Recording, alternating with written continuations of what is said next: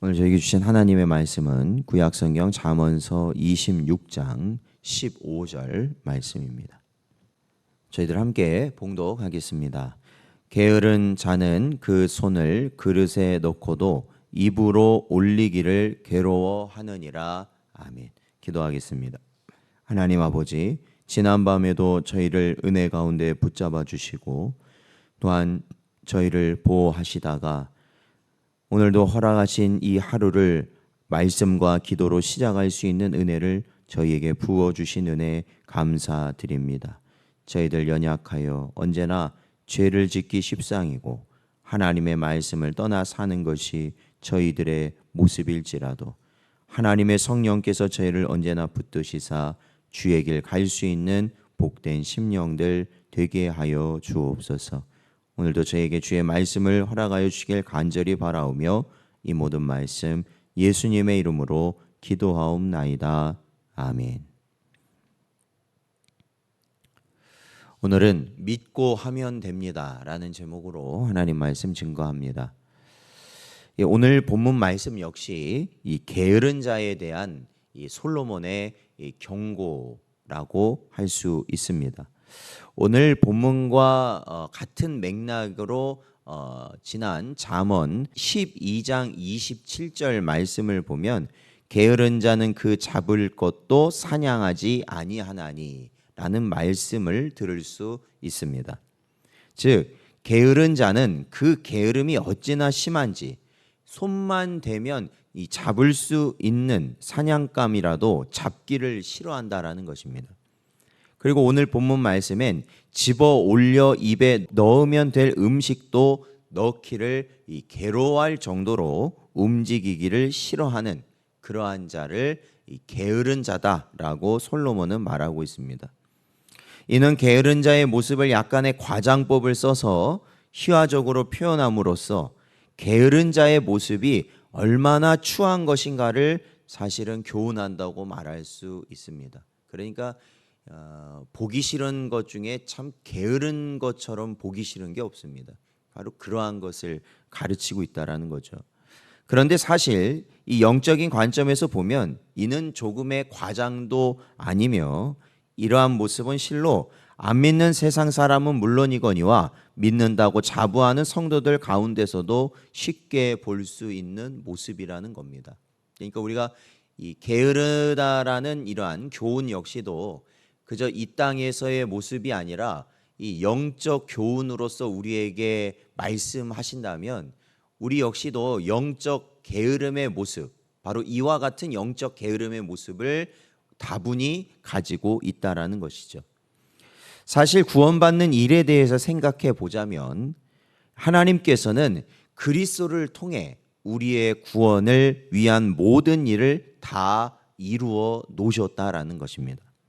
때문에 우리는 죄와 사망으로부터 구원받기 위해 우리가 에베레스트 산과 같이 높은 산을 오르며 고행을 해야 되는 그 엄청난 고행을 어떠한 수고를 해야만 구원을 받는 것이 아니라는 겁니다. 단지 예수 그리스도를 믿고 입으로 고백하기만 하면 되는 것입니다. 요한복음 3장 16절 말씀 보면 하나님이 세상을 이처럼 사랑하사 독생자를 주셨으니 이는 그를 믿는 자마다 멸망하지 않고 영생을 얻게 하려 하심이라 말씀하고 있습니다. 우리는 단지 믿기만 하면 되는 것입니다. 또한 우리를 사로잡고 있는 더러운 죄로부터 용서받고 정결함을 받기 위해 또한 우리가 엄청난 수고를 감당해야 될 필요가 없다라는 겁니다. 왜냐하면 이 또한 그리스도께서 십자가를 통해 대속의 피를 흘려주셨기 때문입니다.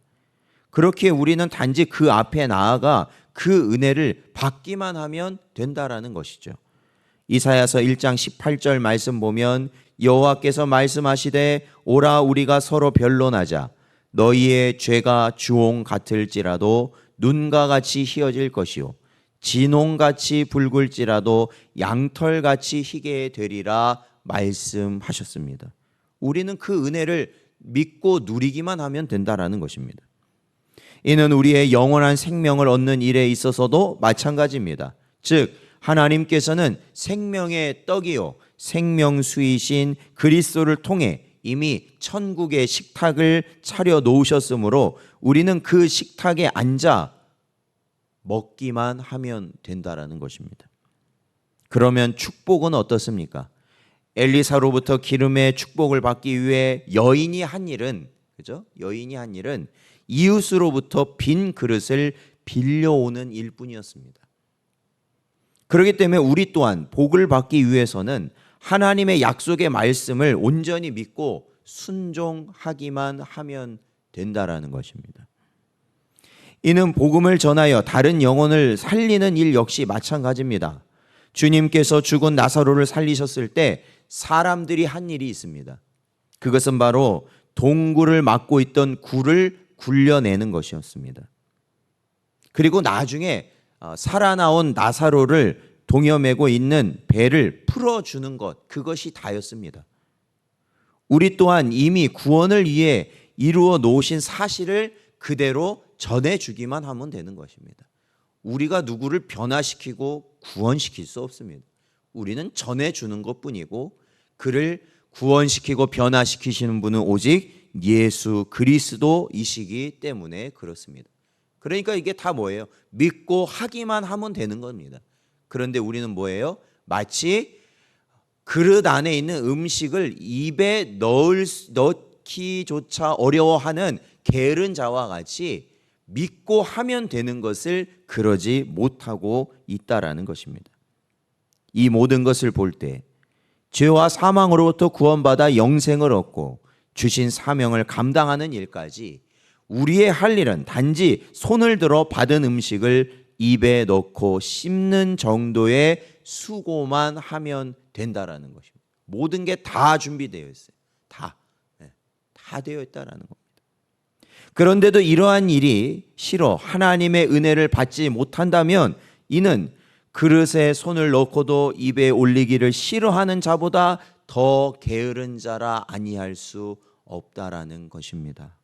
사랑하는 성도 여러분, 우리가 얼마나